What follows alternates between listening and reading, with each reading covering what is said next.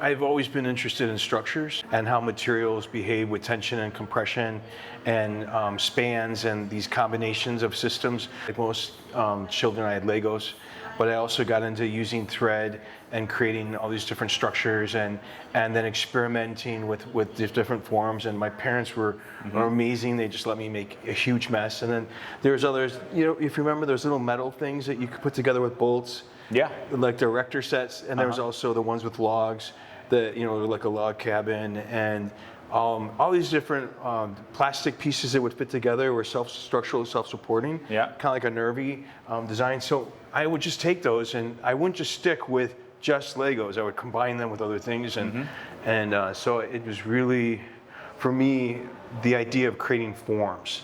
And then memorizing those forms. I feel like I've always wanted to be a designer, an architect, but I ended up turning into a journalist because life went on and that's what happened.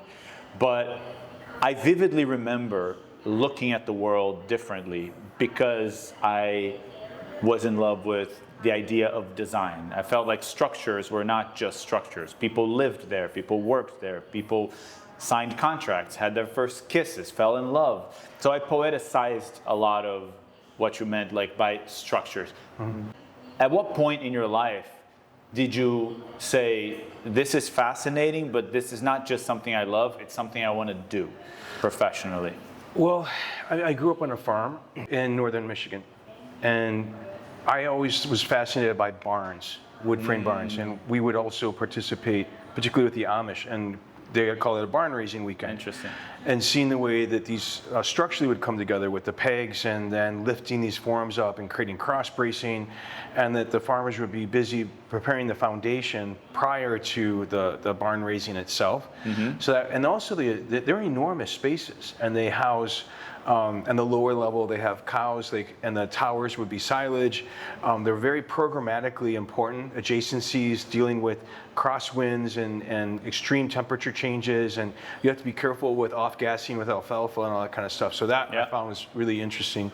And then my parents' house, it was an 8-bedroom house built by a lumber baron. Wow. So it was this near what was, it's not long gone, it was a ghost town and a railroad crossing. So that was fascinating. There was a public formal space, the parlor, with this beautiful grand staircase.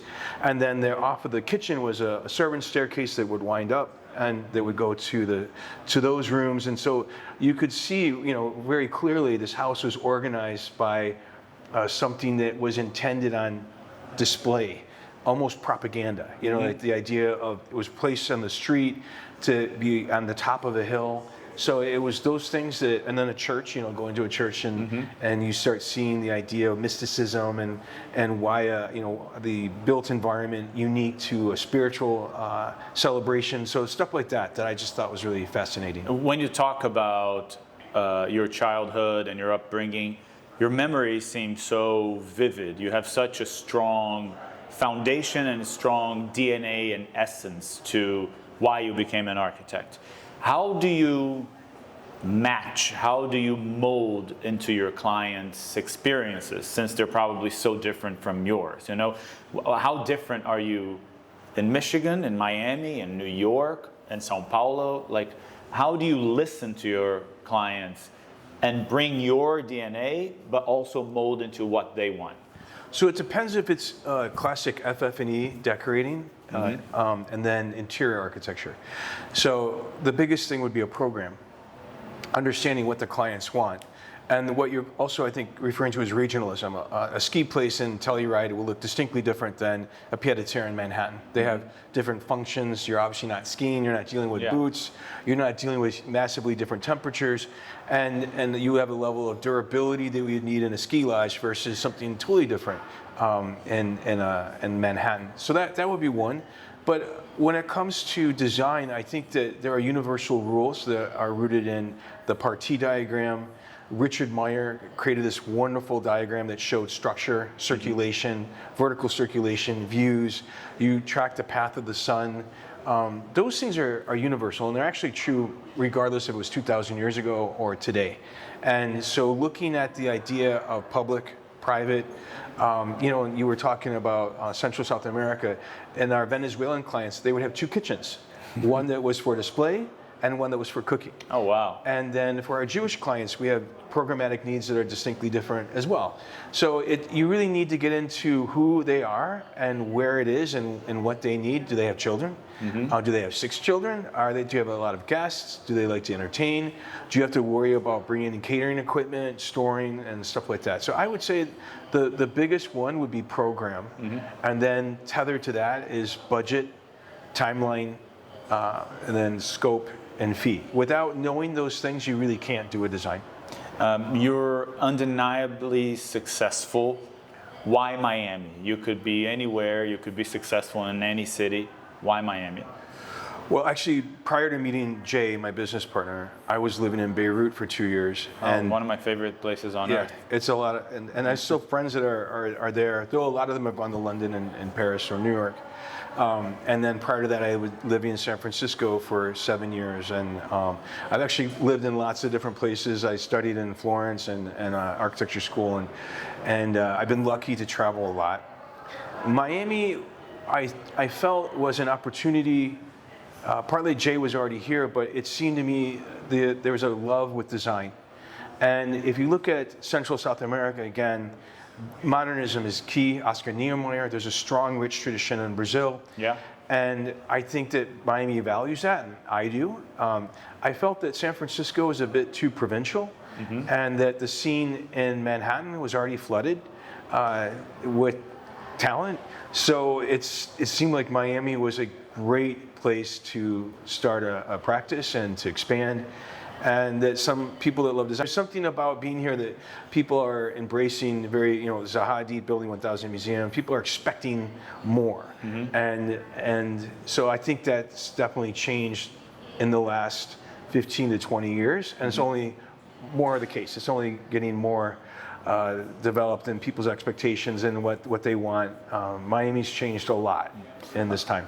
Just one more question. We're talking about Miami, a place in which you look to one side, you have, Art Deco constructions. This is the Art Deco capital of the world. To the other side, you have the Jean Nouvelles, the Frank Gehry's, the Zaha Hadids, the super modern architecture, the Calatravas. When you look at Portobello, where we are right now, you have sort of the conventional small tiles that people would think for their homes, and then you have ambitious partnerships with like Le Corbusier Foundation and Pritzker winners. How difficult is it for you to imagine a space like having that richness, that plurality of options? I made the parallel between Miami and the brand just because it is what you want it to be in a way, and that almost makes it harder to create. Am I wrong or right? No, I think that I find that this is going to sound terribly arrogant, but I find design very easy. The thing you have to manage is there are other problems, and it's liability, legally. Then there's clients' expectations, that they understand what's happening. There's a lot of very talented designers, but you have to go back to budget, fee, timeline, scope. If you can't do those things, if you're not operating within the budget, that's the challenge. And then when you start to incorporate mechanical, electrical, structural, sprinkler, you're doing security, audio, visual, you're working with a pool consultant, the landscape architect, you have a team then. So those are the things, those are the challenges. You're looking at all these different people bringing expertise, but also managing liability. So that's a trick, right? Yeah. And then you're adding time to that, because everything has to be tethered to time. The longer a project takes, the more likely you're to make a mistake. And so you're going back to managing expectations. So going to the portfolio product, I like large format sizes. So do I. We like rectangles. I love terrazzo. We like finishes and textures. We like to keep that we would avoid intense color or pattern. And we tend to, so looking at this amazing showroom, that also in a building I think is very fun. That's extremely visible as you exit into the design district, and it's iconic in terms of the shape. It almost does feel Brazilian in a way. That design, going back to the idea of what we need a program, we need a budget. Designing a space, particularly the clay model or the concept, is immediate. I don't perseverate on coming up with 3 scenarios, partly because I don't have time. and I immediately jump into design. When I look at something, if I have all the information, the site, the budget, the program, the design is immediate. Then it's just coordinating with the other disciplines. Yeah. And being careful also with the architect of record. You know, they are the boss, they lead the show, and then understanding contract documents and scheduling, then the contractor is essential. Yeah. Because you've got the means and methods, that's their responsibility. So you're providing design intent. So you want to be able to work with a bunch of different people, and that's the challenge, not the design. Everything that comes with it. Yeah. Thank you so much. Yes. It was such a pleasure. Thank you.